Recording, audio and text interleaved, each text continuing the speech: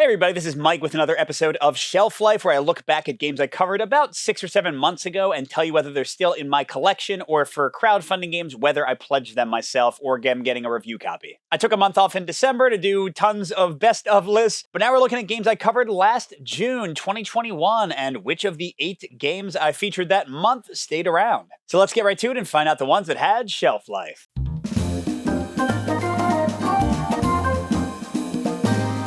So Vast is a game that is competitive in nature. It has like a really tacked on kind of minor solo mode that I don't think anyone would recommend. But I took on the challenge of trying to do a solo variant for this, and they did send me a copy to try that out. And this is, I would say, probably one of my least successful solo variants.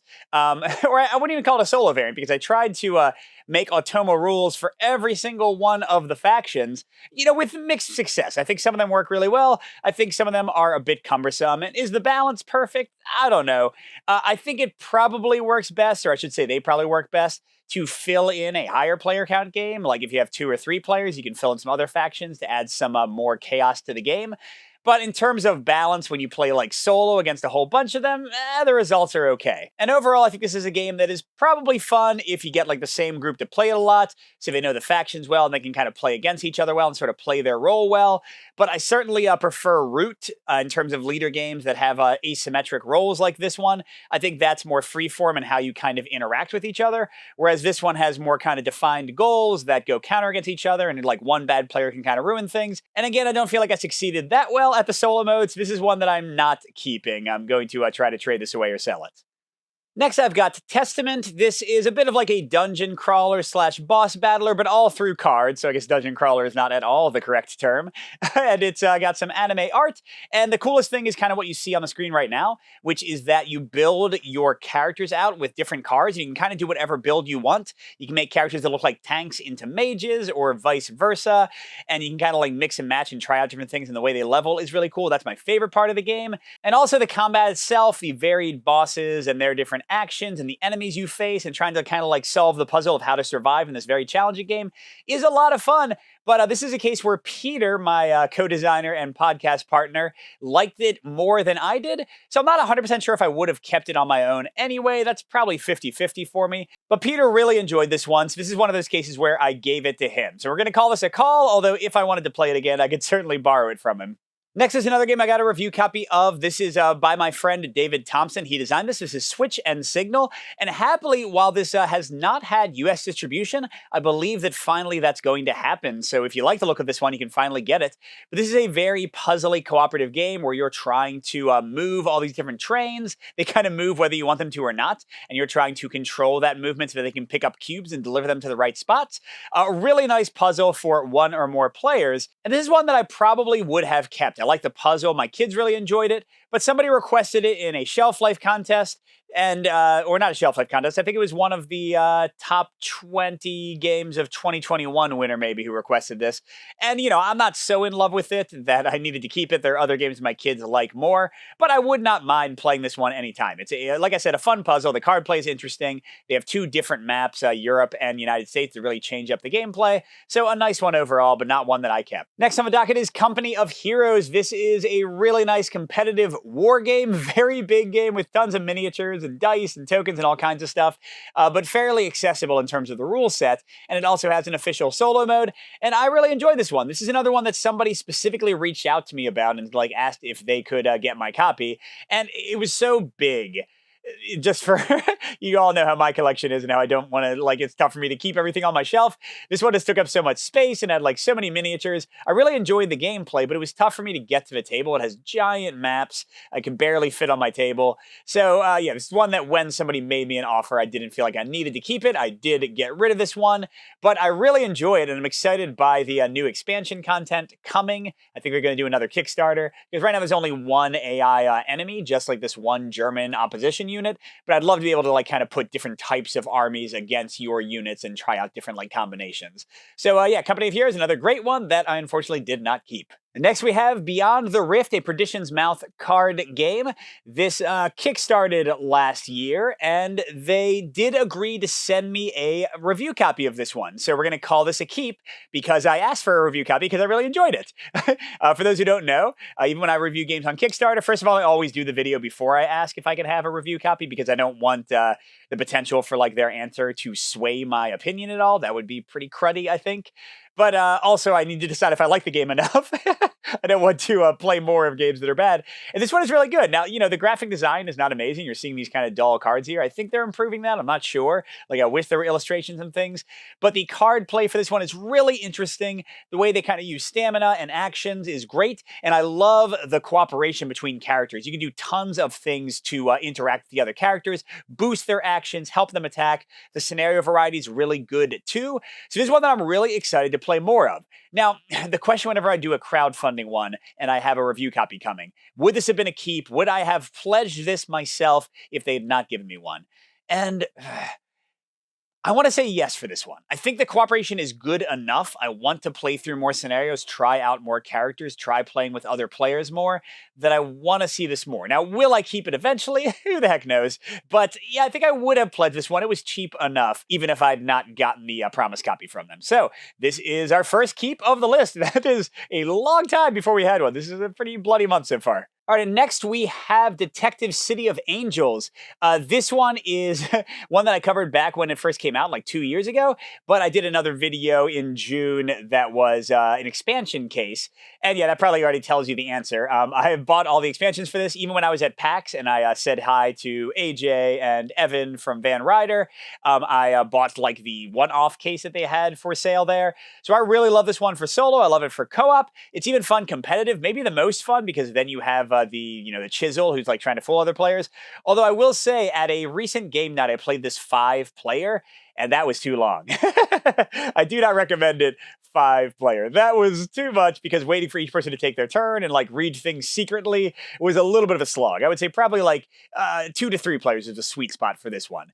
But yeah, I definitely recommend this one. This is still my favorite detective game on the market. I like it more than Chronicles of Crime. I like it more than Sherlock Holmes Consulting Detective. I like it more than, what's the one, Detective from Portal Games.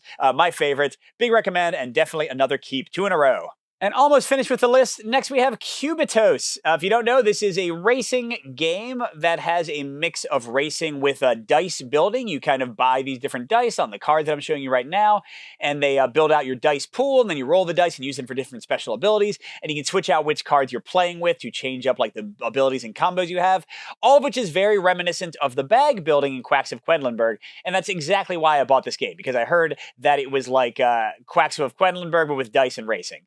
And it kind of is. It kind of is. But this one, by the way, I featured it on the channel with somebody else's unofficial solo mode, just like I featured Quacks. And neither of those is great. I wouldn't say like buy Quacks or buy Cubitos for the unofficial solo modes. They're definitely competitive games. But this one, both Quacks and Cubitos have a runaway leader problem, and Cubitos feels worse with it because it's a racing game and you literally see them like halfway across the track. Whereas I never felt that bad in Quack because I just like bag building so much and I like to push your luck in that one so much. So this is one that I definitely called. I was really excited about it, super excited to get it. I bought my own copy and got rid of it pretty soon after I filmed this video because my family didn't like it that much. They prefer Quacks. I prefer Quacks. And again, they're not really like the exact same type of game, but they sort of fill a particular niche in my collection, and Quacks fills it a billion times better. So yeah, Cubitos, bye-bye. All right, and finally, to close out the month, we have Wild Assent. This is a sort of like campaign-based skirmish fighting game where you're trying to like track down and fight. Well, not really track down. You're fighting these different animals, and you can like capture them, and then you level up in between scenarios. You got these different characters with different special abilities. The enemies use these really clever automa like AI cards. I really like those. I think the way the enemies activate is great. But this game, I didn't feel the tactics were very strong most of the time. Like you kind of like walked up to each other and beat sticked each other until one side won. And a big negative for me, sort of aping KDM, Kingdom Death, a little bit, is that you have like this settlement phase after each campaign where you like get to do different actions and level up.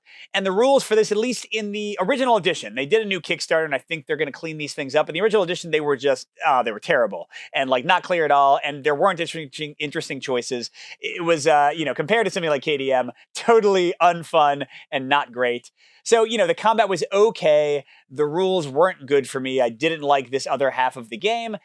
This one was a miss for me, and I called it. But I will note that Bernd from Meet Me at the Table and also on the One Stop Co-op Shop, he really enjoys this one. So I'm certainly not the only opinion on this. A lot of people like it. But in terms of skirmish games, there are other ones that I much, much prefer. And yeah, again, even though it costs way more, I'd rather be playing KDM than this any day of the week. So yeah, Wild Assent did not stick around. So, all right, there you go. A very rough month. Only 2 games kept out of 8, and one of them is a Kickstarter. So only one actual, in-hand game kept. Yeah, not great. But stick around if you want to see the results of the contest and who wins a free game from my collection. Who got 100% right? Maybe a few people. I don't even know yet because I don't do the contest until I don't even know yet because I don't do the contest until after I record this thing. So we'll find out together. And now let's get to the contest and see how everyone did. First, we have Group 1, and this month was a little bit different. I tried out a bracket system for those who didn't enter the contest to go along with people enjoying how I did the brackets for the best crowdfunding and best of 2021 videos. So we had 2 games against each other, but then I also asked if I was lying about both of them. So in the contest of Company of Heroes versus Switch and Signal, 80% of you thought I would keep Companies of Hero over Switch, which I think is accurate. If I had to pick one of the two, it would probably be Companies of Heroes. But 26% correctly guessed that I did not keep either of them. And that was a separate question, which is why the percentages don't add up to 100. Then for Group 2, Beyond the Rift over Testament, 64% to 36%, and that is correct. I did keep Beyond the Rift and didn't keep Testament. And 48% thought I wouldn't keep either, which in this case was not correct. Although, who knows in the future after I've played Beyond the Rift more once it delivers. Then for Group 3, Detective, 64% over Vast, Mysterious Manor, 36%, the exact same percentage as the last one, which I thought was a little bit goofy. 25% thought I wouldn't keep either of them, which in this case was not correct. And then Group 4, Wild Assent, 54% thought I would pick that over Cubitos. In that case, no, actually, I liked Cubitos more. So if I had to keep one, it would have been Cubitos, but 34%, about a third of the voters, knew that I would not keep either of them. So there ended up being 4 questions that were kind of worth points. And we had some people who got 3 out of 4 of them. Jan, Jay, Brian, Rats, Clay, Jonathan, Patrick, Marie, we're still going, Scott, Helsa, Zachary, Richard, Jameer, Jack, Dan, Ben, and Robin. So a whole bunch of people got 3 out of 4. Did we have any 4 out of 4s? Exactly right answers. Did we have any? Drum roll, please. Yes! Ryan Picklesheimer, Aref Al-Hamadi, and Lars Belcom. So Ryan, Aref, and Lars, they are getting, we're going to roll a d6. 1 through 2 is Ryan, 3 through 4 is Aref, 5 through 6 is Lars. None of them put themselves down as Patreon supporters, so no double entries for any of them. Let's see who wins. And it's a 2, which means Ryan, you are the big winner. I'm not sure if this is the first time Ryan's won or not, but either way, congratulations, buddy. So there we go. Great job, Ryan. And thanks to the over 100 people that entered the contest this time. We will be doing it again next month. I guess I might try the brackets again. Let me know if you liked them for those who voted in the contest. Let me know if you thought the brackets were fun in the comments so I know whether to keep them or not. But we'll see you next time with more Shelf Life. Good gaming, and I'll see you at the next stop.